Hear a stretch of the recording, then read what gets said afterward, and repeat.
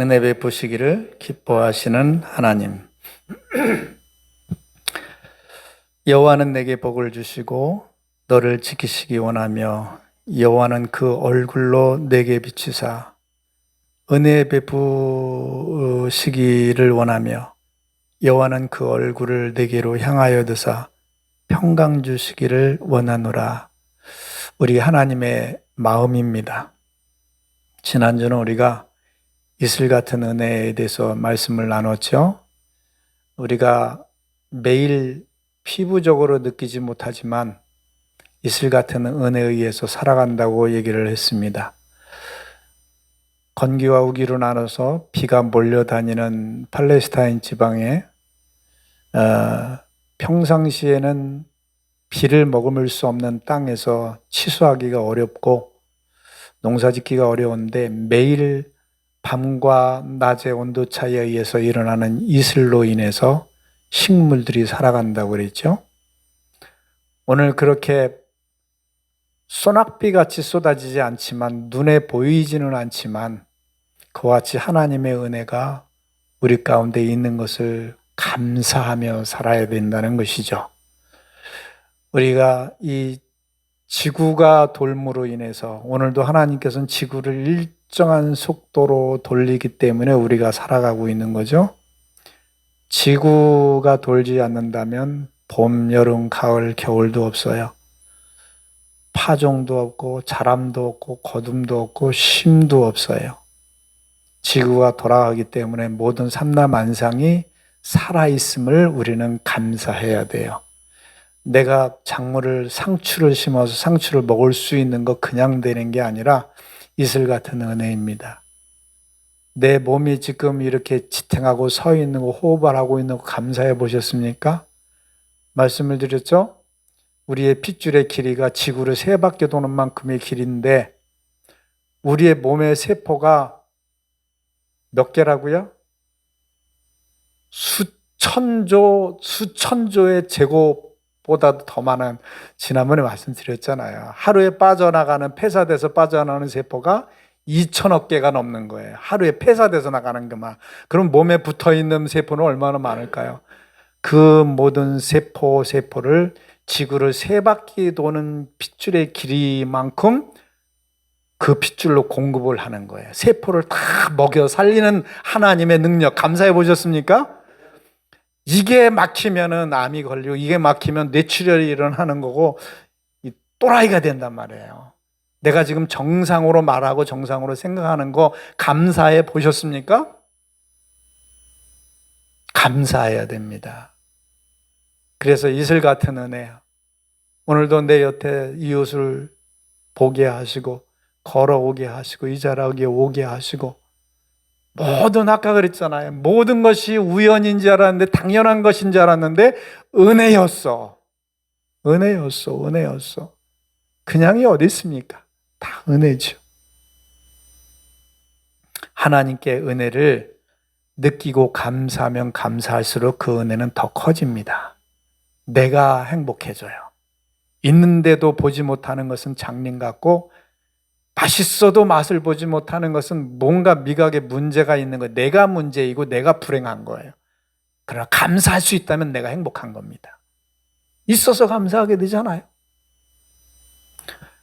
그래서 이슬 같은 은혜를 감사하자 하면 오늘은 조금 다른 측면에서의 은혜인데 큰 은혜를 간구하자는 것입니다.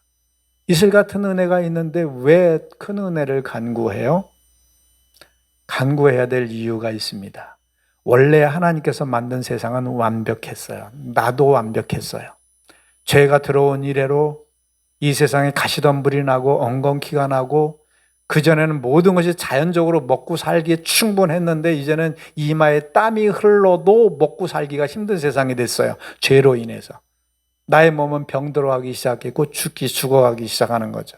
날 때부터 죽어가는 과정이잖아요.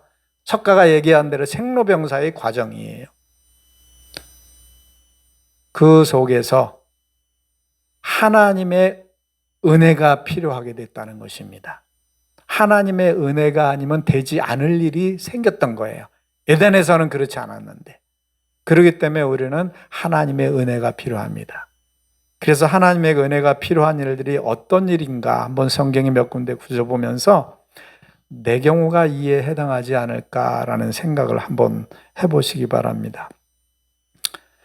창세기에 보면 이런 내용이 있어요. 시작. 하나님이 하갈의 눈을 밝히심에 샘물을 보고 가서 가죽 부대에 물을 채우다가 그에게 마시었더라. 이게 무슨 내용이냐 하면 하갈이 누구죠? 아브라함의 아내의 첩이에요. 아브라함의 아내 사라가 아이를 못 낳으니까, 늙어까지 못 낳으니까 아브라함에게 제의를 하죠. 여보, 내가 늙어서 아들을 못 낳는데 미안해요. 그러니까 내 여종 하갈에게서 자식을 낳으세요. 그래서 들어가서 자식을 낳기 위해서 아이를 낳았어요. 그랬더니 여자가 아이를 낳자 돌변해가지고 자기 주인 하갈을 막 핍박을 합니다. 멸시합니다. 그러니까 사례가 어떻게 됐겠어요? 아브라함에게 항의를 하죠. 내가 좋은 뜻에서 당신에게 저거를 주었는데 저 여자가 나를 핍박한다, 쫓아내라. 그러니까 아브라함이 쫓아내는 거예요. 자기 아들 이스마엘과 하갈을 쫓아내는데 먹을 것 잔뜩 지어주고 물 마실 것 잔뜩 지어주고 광야로 쫓아냅니다. 근데 광야라는 게 뭐 하루 이틀 길인가요? 방황하는 길도 없는 길에 방황하다가 먹을 것 떨어졌네, 마실 것 떨어졌네, 이제 죽게 생겼네. 자기 아들을 두고 저만치 가서 바닥을 치며 대성통곡을 합니다. 원어에 보면 대성통곡하며 기도했다는 말이 맞아요. 하나님께 버림받아서 쫓겨난 하갈조차도 하나님께서 챙기십니다. 그렇게 뺑뺑이 돌면서 물을 찾고 길을 찾았는데도 그렇게 보이지 않았는데 하나님이 하갈의 눈을 여시니까 물이 보이더라는 거예요. 오아시스가 보이더라는 거예요. 이 복이 우리에게 있기를 바랍니다. 내 인생을 그렇게 헤매고 찾았는데, 길을 찾았는데, 방법을 찾았는데, 해결을 찾았는데 아무리 봐도 없는데 하나님이 물을 밝히시니까 길이 보이는 거예요. 내가 왜 그걸 몰랐지? 내가 그 길을 못 깨달았지? 하나님의 이 은혜가 있기를 바랍니다. 하나님이 우리의 눈을 밝히시면 내가 생각하지 못했던 건 생각나게 하셔요. 기가 찬 거죠. 사도 바울이 열심히 전도를 하는데 전도가 안 되는 거예요. 내가 하나님이 일하는데 왜 이렇게 안 되지? 하나님, 내가 내 일하는 거 아니고 당신의 일하잖아요. 날 도와주세요. 열심히 기도했는데 하나님께서 환상을 열어 보여주셔요. 마게돈 지방에서 사람이 자기를 부르고 있어. 아하, 이 아시아에서 전도하는 게 하나님의 뜻이 아니라 저 유럽에서 전도하는 게 하나님의 뜻이구나. 그래서 인류의 역사가 바뀌어요. 지구가 둥글잖아요. 만약에 사도 바울이 아시아에서 계속 전도했더라면 이 아시아가 잘 살았을 거예요. 그런데 아시아에서 전도하다가 안 되니까 유럽으로 하나님의 음성을 듣고 유럽으로 가서 보세요. 유럽이 발칵 뒤집히잖아요. 유럽이 조그만 팔레스타인 지방에서 시작한 복음이 로마로 들어가요. 모든 세계의 길은 로마로 통한다 할 정도로 세계의 중심이 되는 로마로 흘러가서 거기서 복음을 탁 터뜨리니까 전 세계로 퍼져서 스페인으로 건너가잖아요. 스페인으로 건너가서 조그만 땅덩어리 스페인이 대서양을 장악하는 나라가 돼버려요. 거기서 끝납니까? 이 여러분 해골 바가지 있잖아요. 이 바이킹족들 워낙 이 잉글로색슨족들이 무식한 족속들이었어요. 해적단들이었어요. 이게 잉글로색슨족들이, 바이킹족들이. 그들이 한 여자를 침략해서 잡았는데 여자가 배에 붙잡혀 가지고 시중 들고 밥 해주고 빨래 해주고 하면서 예수 그리스도를 전한 거예요. 그 배 안에서 역사가 일어나서 바이킹 족속들이 예수님을 믿게 돼요. 그들이 영국을 이룬 겁니다. 신사의 나라가 되잖아요. 신사의 나라가. 영국에서 끝나지를 않아요. 우리는 반만 년 역사하는데 미국은 몇백 년 역사예요. 미국으로 건너가서 미국이 세계 강대국이 돼야 이 복음이 흘러간 나라마다 못 사는 나라가 없어. 다 강성해요. 이게 만약에 아시아의 쪽으로 돌았더라면 우리나라가 아마 중국이 다 제패했을 거예요. 이게 유럽 쪽으로 가지고 그런 거예요. 내가 하나님의 뜻을 모르고 방황하고 힘들어하는 삶을 살 때에 하나님께서 눈을 열어주시면 이게 된다 이거예요. 우리에게 그런 축복이 있기를 바랍니다. 어떤 일이 있을 때 하나님께 눈이 띄어지길 구해요. 하나님 왜 이렇게 힘듭니까? 제가 한 가지 예를 들어볼까요? 제가 20대 때 오토바이를 타고 이 수원에서 부천까지 이렇게 왔어요. 그 교육전사 하느라고. 근데 그 즈음에 오토바이를 내가 힘들게 구했는데 오토바이가 말썽을 부리는 거예요. 어떤 말썽을 부르냐? 가다 서고 가다 서고. 그러니까 제가 당연히 오토바이 센터에 갔겠죠. 가가지고 고쳐주세요 그랬더니 다 보더니 카브레타 이상 없어, 점화 플러그 이상 없어, 아무것도 이상이 없는 거예요. 연료계통도 이상이 없고. 근데 자꾸 서요. 자기도 모르겠다는 거야. 가다 서고 그러다가 그 떼어빛에서 오토바이 끌고 가려고 해봐야 자전거는 괜찮지. 그냥 갖다 불러 차고 싣고 그냥 왔다 갔다. 그러다가 제가 그날도 제가 오토바이를 타고 이제 밤에 금요 철학을 위해서 밤에 가고 있는데 쓴 거예요. 저 수신산업도로 옛날에 편도 1차선이었잖아요. 화물차가 막히면 줄줄이 그냥 쫙 서야 되는 1차선. 그 선을 타고 가는데 또 쓰는 거야. 쓰는 거야. 아, 하나님, 나 지금 예배 가야 돼. 예배 시간 늦으면 안 돼요. 우리 목사님 호랭이 같았거든요. 3년을 갔다가 하루도 주일 일정이 끝나면 하루도 빠짐없이 무릎 딱 꿇고 목사님한테 꾸중 듣는 게 일과의 마지막이었어요. 30분 이상을 꾸중을 들어. 잘했든 못했든. 그게 3년간 했던 일이에요. 그 목사님이 화날 거 생각하니까 이거는 더 미치겠는 거야. 그래서 누가 그런 말을 해요. 기계가 고장나면 하나님께 기도했다고 그래서 고쳐있다고 그래. 나도 기도해보자. 하나님 지금 저 예배 가야 돼요. 막 기도를 했어요.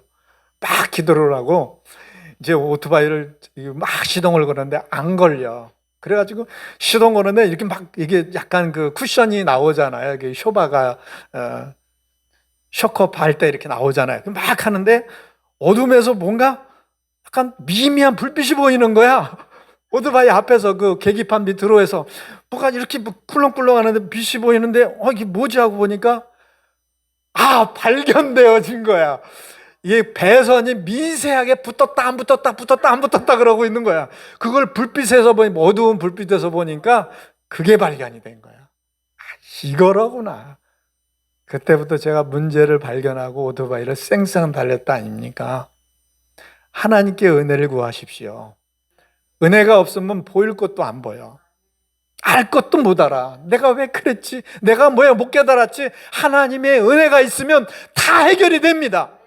하간의 눈을 뜨신 하나님, 오늘 내 삶 문제 가운데 문제를 알게 하시고 인지하게 하시고 눈을 또 보게 하세요.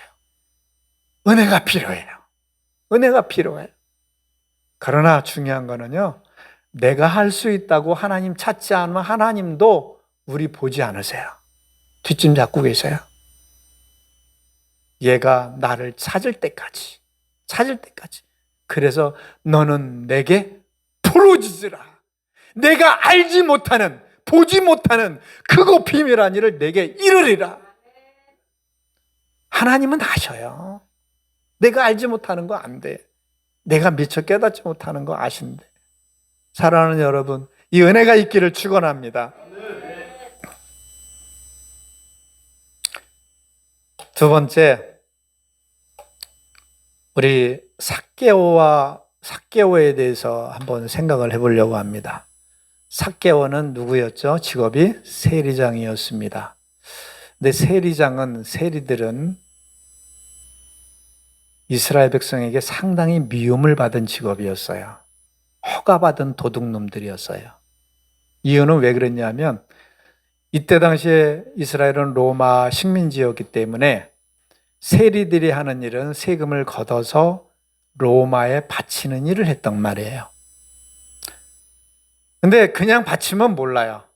이 세리들이 하는 일이 로마 나라에 100원만 바치면 됐던 일을 이들이 300원, 500원을 거둔 겁니다. 그리고 자기가 몇 배를 갖고 로마 나라의 최소한으로 바쳤던 거예요. 이것을 로마 나라에서는 세의 그 징수 정책에 의해서 눈 감아줬어요. 그러다 보니까 허가 맡은 강도요 도둑놈들이었죠.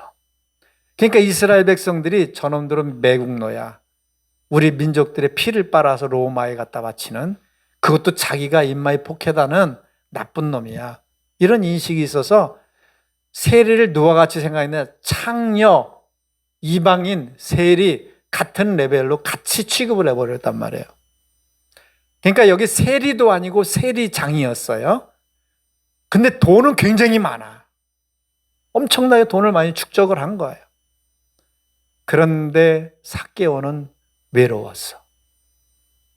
이스라엘 어디 자기 땅이라고 나가봐도 자기를 고운 시선으로 보아주지 못하고, 있는 사람조차도 자기가 가면 흩어지고 뒤에서 수근수근 욕하고 때로는 자기 창에다가 돌멩이를 던지고, 세상 밖에 나와도 사는 게 아니에요. 돈 많다고 사는 게 아닌 삶을 살았던 거예요. 그런데 이런 외로운 삭개오에게 소문이 들립니다.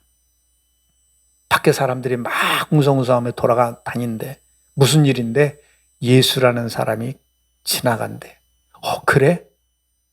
여러분, 삭개오가 뽕나무 올랐다 그러는데 키가 작아서 올랐다고 우리 얘기했죠? 근데 제가 생각할 때 꼭 그런 건 아닌 것 같아.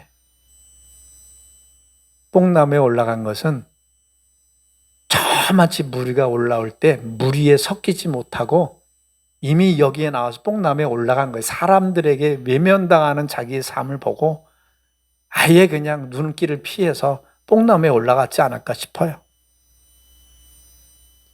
그런데 보세요. 지나가다가 삭개오는 그 나무 숲 속에서, 나무 가림 속에서 사람들이 볼까 숨어가지고 누가 예수님인가 구경하는데 예수님이 지나가다 얘기를 하는 거예요.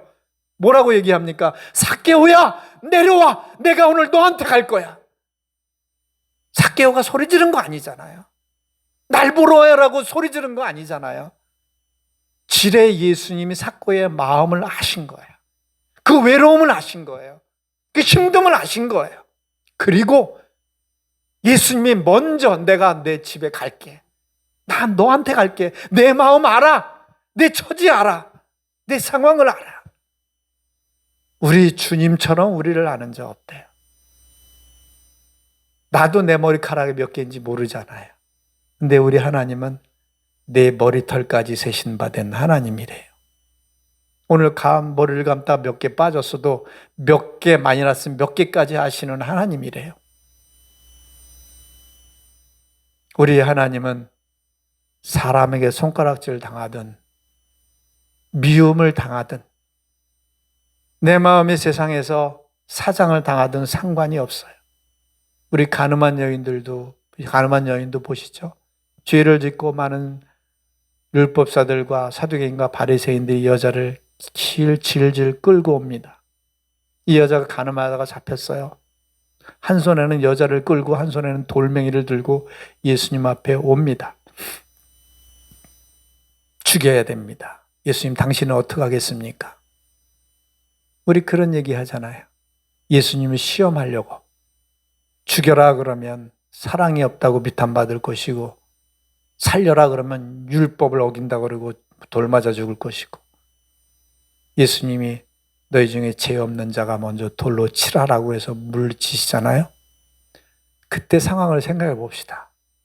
여자가 자기가 잘못한 거 알아요. 죄 지은 거 알아요. 살인죄를 졌든 거짓말 죄를 졌든 똑같은 겁니다. 거기 있는 놈들 중에서 죄 안 진 놈들이 있겠어요? 미워 안 한 사람들이 있겠습니까? 하나님이 볼 때는 간음했으나 살인했으나 도적질했으나 미워했으나 똑같은 거 아니겠습니까? 근데 사람은 정죄의 돌을 쳐서 그 여자를 죽이려고 합니다. 이 여자는 얼마나 발벌 떨겠어. 얼마나 두려움과 공포 가운데 있었겠어요. 나는 죽었구나. 숨도 쉴 수 없을 정도의 그 조마조마한 마음으로 있을 때 예수님이 얘기를 해요. 나는 너를 정죄하지 않는다. 은혜입니다. 세상에 은혜 베풀 사람 없어요. 다 자기 기준으로 정죄합니다. 너 틀렸고 너 맞았고 너 싫어 잘못됐어라고 정죄의 돌을 달려댑니다. 그러나 우리 주님은 내가 좌능한 여인처럼 끌려왔을지라도 나한테 돌을 던지지 않아요. 은혜입니다. 삭고에게 베푸르신 것처럼 찾아오신 것처럼 은혜인 것입니다. 우리 크리스찬들도 이 은혜를 가지시기 바랍니다. 저도 남에게 비탄받을 일, 고개 들 수 없는 죄를 짓고 부끄러운 일을 행할 때가 있어요. 근데요, 이렇더라고요. 제가 아주 정신이 없을 정도로다가 그런 지탄받을 일까지 했는데 지금도 기억에 남아요. 뚜렷이 남습니다. 모두의 눈이 다 호랭이 눈 같고 심판의 눈 같아요. 사라지고 싶어요. 지구상에서. 그런데 한두 사람이 어떻게 했는지 아세요? 나를 향해 정죄의 돌을 던지지 않고 괜찮아. 그래도 너를 응원해. 그래도 너를 사랑해. 이게 저를 살리더라고요. 아무리 오라도 정죄의 돌은 우리를 죽일 뿐이에요. 어떤 사람을 살리는 것은 정죄의 돌이 아니더라고요. 은혜더라고요. 은혜. 제가 평생을 동도로 잃어버리지 않는 한 가지 또 사건이 있었어요. 중학교 때 체육 시간인데 제가 뭘 잘못 먹어가지고 설사가 난 거예요. 여름이었는데 반바지였는데 선생님 저 화장실 하고 그래서 빨리 갔다 임마 했는데 가는 중간에 싸버린 거예요. 나는 싸가지고 무두두두두 하고 애들을 다 보는 거야. 아, 얼마나 창피해요. 진짜 창피하지. 그래가지고 이제 저는 뭐 들어가서 씻고 반에 들어갔는데 애들이 전부 보는 눈이 제 똥싸게 그러는데 아 정말 그때 어린 나이에 그렇게 살기가 싫어. 나 이거 학교 안 나오고 싶어. 근데 제 이름을 잊어버렸네. 장화, 성은 모르겠어요. 장화라는 애가 있었어요. 부티나게 생겼어요. 저는 그 벤또라고 그랬죠. 옛날에 양은철인가 양은 거기다 도시락 싸고 다닐 때 그 친구는 그 보온밥통에다 싸고 다니나 부유한 집의 애였었어요. 그랬는데 그 장화라는 아이가 제가 막 뛰어들어가서 막 부끄러워가지고 더 빨리 갈 거 아니야. 막 흐르고 있는데 근데 화장실을 따라와서 저한테 괜찮아 부끄러워하지 마 하고 저를 씻겨줬어요.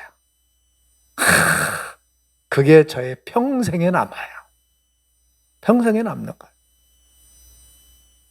여러분, 예수님 앞에 은혜를 이 받은 여인은 예수님 앞에 평생을 드리지 않겠어요? 아무리 옳은 말을 했어도 그를 향해 정죄의 돌을 던진 사람에게는 조금 더 못 바치는 거예요. 은혜가 필요합니다. 우리도 주님의 은혜를 받은 것처럼 내가 너에게 거저준 것처럼 너희도 거저주고 내가 너희를 용서한 것처럼 너희도 용서하래요. 또 한 가지 더 시간은 흘러가지만 맛있게 밥을 먹기 위해서 좀 더 뜸을 들이겠습니다.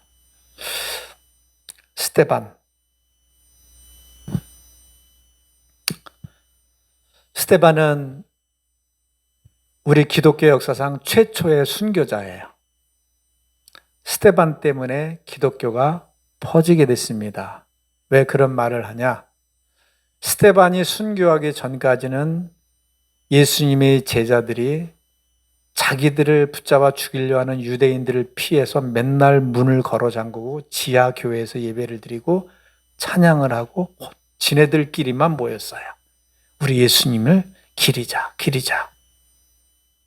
그런데 성령이 임하자 그들이 나가서 전해야 되겠다 싶었는데 그래도 역시 예루살렘에서만 꼬물딱 대고 있었던 거예요. 그랬는데 스데반이 유대인들에게 돌을 맞아 죽자 크리스찬들이 겁을 먹고 어이구, 이거 여기 있으면 안 되겠다 싶어가지고 각지로 흩어져요. 예루살렘에 있는 게 아니라 사마리아, 저 로마 막 퍼지는 거예요. 가는 곳에서 막 복음을 전하는 거예요. 예수님 말씀하셨죠? 너희가 성령이 임하시면 너희가 예루살렘과 사마리아와 땅끝까지 이르러 내 증인이 되리라. 그걸 누가 시작했냐? 스데반 죽음 때문에 시작이 됐던 거예요. 그 두려움 때문에 사람들이 흩어져서 복음을 전하기 시작했는데 거기에 스데반이 쓰여졌어요. 때로는 우리가 죽는 희생이 있더라도, 내가 당하는 고통이 있더라도 하나님의 이름 확장될 일을 되어진다면 우리는 복인 줄 압니다. 스데반이 쓰임받은 거예요.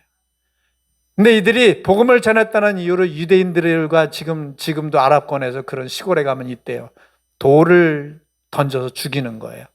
그리고 돌 무덤을 만들어서 아예 그 자체가 무덤이 되는 거예요. 스데반을 향해서 돌을 던집니다. 그런데 돌을 맞아 죽어가면서 스데반의 얼굴이 천사같이 빛났다고 그랬어요. 그리고서 하늘 보좌가 열리더니 예수님이 하늘 보좌 우편에서 앉아 있는 것이 아니라 서서 스데반을 보면서 응원하고 있는 모습을 본 겁니다. 우리가 어떤 고통 속에 있을지라도 이 은혜가 있다면 돌 맞아 일그러진 얼굴을 하고 사람을 보면 저 얼마나 아플까, 얼마나 괴로울까 하지만은 하나님의 은혜가 입혀지면 아픔이 아닌 거예요. 천사와 같이 빛날 수 있는 거예요. 하늘 보호자가 울리는, 하늘 보호자가 보이는 위로가 있는 것입니다. 이 은혜가 있기를 축원합니다. 아무리 어려운 상황도 하나님이 눈을 여시면 하늘 보호자가 보이고 내 상황이 천사같이 빛날 수 있다는 거예요. 이 은혜, 어려움으로 느끼지 않고 이길 수 있는 은혜가 있기를 바랍니다. 사도 바울이 그랬잖아요. 내가 가난해도 처하고 부한 데도 처하고 낮은 데도 처하고 높은 데도 처하고 어딘데 처할 수 있다.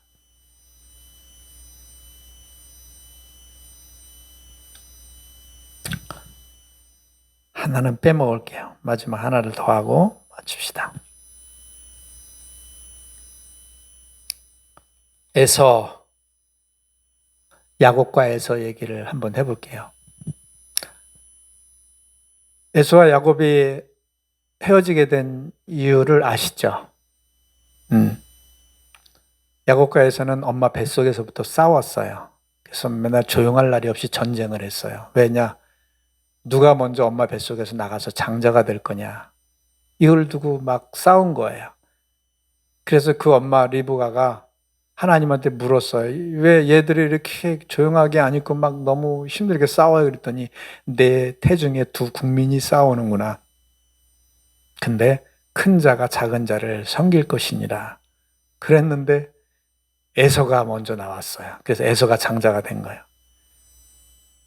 그래서 야곱은 억울한 거지. 내가 나올 건데 형이 먼저 나와서 내가 장자권을 뺏긴 거잖아요. 그래서 이걸 평생에 갖고 있는 거예요. 그러다가 아버지 이삭이 돌아가실 때가 돼서 이제 내가 죽기 전에 마지막 별미를 맛보고 내가 축복을 하고 죽어야 되겠다 해서 얘기를 하잖아요. 리브가한테 여보, 내가 이제 갈 때가 돼서 눈도 어두워서 안 보이고 귀도 잘 안 들리고 그러니까 내가 죽기 전에 빨리 장자에게 축복을 하고 죽어야 되겠다. 그 얘기를 리브가 듣는데 야곱은 누구지? 이삭은 에서를 좋아하고 리브가는 야곱을 좋아했단 말이에요. 그 정보를 들은 리브가가 야곱한테 얘기하잖아요. 야, 아버지 돌아가시기 전에 장자에게 축복을 준다니까 내가 시키는 대로만 해. 그래가지고 양을 잡아다가 수염을 만들고, 여기도 에서는 산사람이라서 털이 많고 걸걸한데 와일드한데 야곱은 맨날 집에서 여자처럼 곱게 자라가지고 피부도 매끈해요. 그러니까 이걸 꾸며야 되잖아요. 그래가지고 털을 막 붙이고 목소리 연습해 해가지고 요리를 리브가가 해가지고 이거 갖고 다 드려. 야곱이 에서가 사냥 나간 틈에 이제 그 일이 벌어지잖아요. 그래가지고 야, 너 누구냐? 그랬더니 저 야곱 에서입니다. 그랬더니 너 목소리가 왜 그래? 저 감기가 걸려서 그래 요즘. 그래, 너 일로 와봐. 어디 좀 만져보자. 그랬더니 만져보니까 털이 있는 거예요. 뭐 잘 못 보니까. 그래가지고 거기에 축복을 해버린 거예요. 하나님 너와 함께 하실지로다 축복을 해서 야곱은 싹 나왔는데, 에서가 그때 마치 사냥해서 와가지고 사냥의 요리를 가지고 아주 앞에 요리 갖고 들어온 거예요. 아버지, 제가 아버지가 좋아하는 사냥 요리해 왔어요. 빨리 축복해 주세요. 무슨 소리야? 내 저 축복했는데. 아니, 내 지금 왔는데 무슨 소리야, 아버지? 사실이 발각이 된 거죠. 네 동생이 네 축복을 뺏어갔구나. 그러니까 에서가 얘기하잖아요. 아버지, 그건 그거고 저한테 빨리 축복해 주세요. 안 된다. 나는 하나님의 이름으로 한 번밖에 축복을 해줄 수 없다. 그래가지고 그래도 해주세요. 그러니까 저주를 부었잖아요.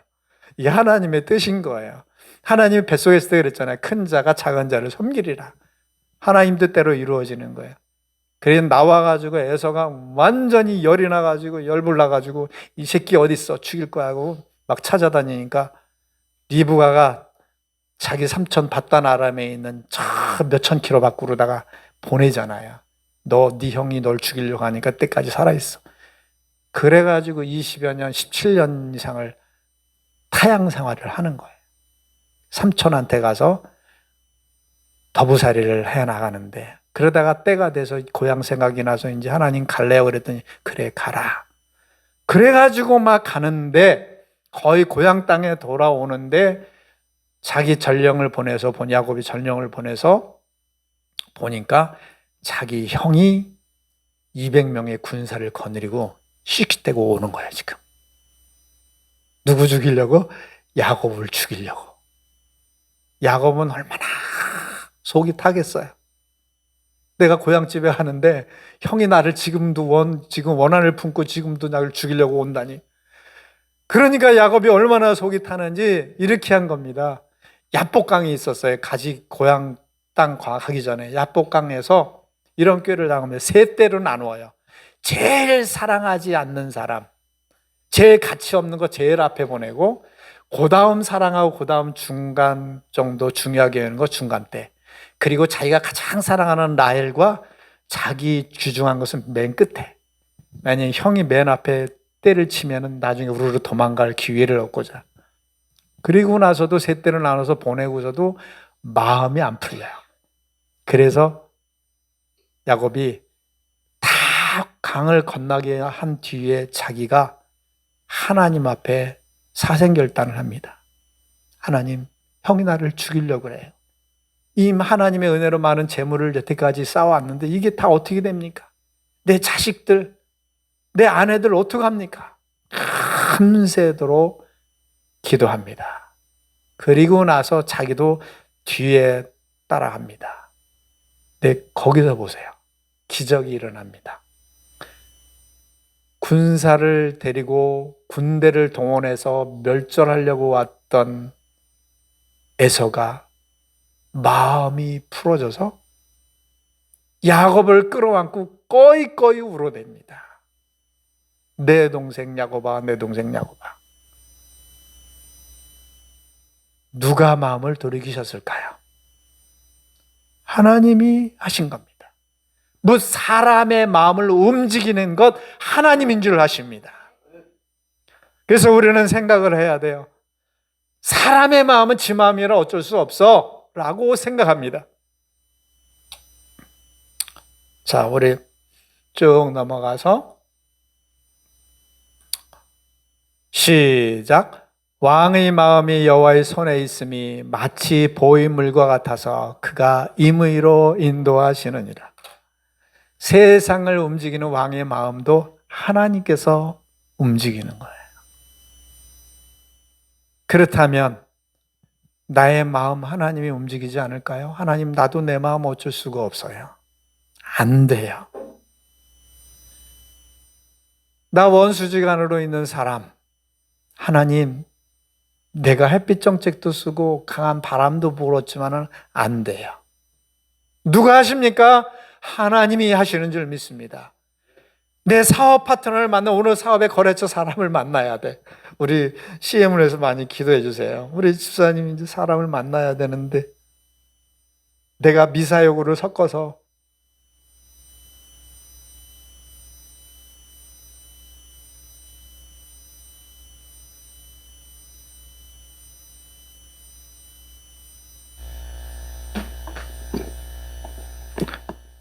좋은 조건을 대등을 시켜서 그 사람의 마음을 사로잡아서 오더를 받아야지.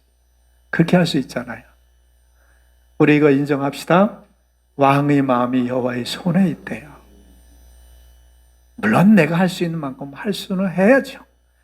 그러나 하나님이 사람들의 마음을 움직이는 건 하나님이에요. 그래서 칼을 버리고 농기구를 들게 하시는 거 하나님이에요. 응어러진 마음을 풀어주고 부드러운 마음을 주시는 거 하나님이에요. 감동을 주시는 거 하나님이에요. 우리 하나님의 은혜를 받읍시다. 은혜가 필요합니다. 사람의 마음을 움직이는 데서도 은혜가 필요한 거예요. 사람을 대하는 데 은혜가 필요한 겁니다. 그래서 오늘 제목에 은혜 베푸시기를 기뻐하시는 하나님. 모든 상황 가운데 은혜 베푸시기 원하시는 기뻐하시는 하나님이 우리에게 이런 은혜들을 베푸시기를 축원합니다.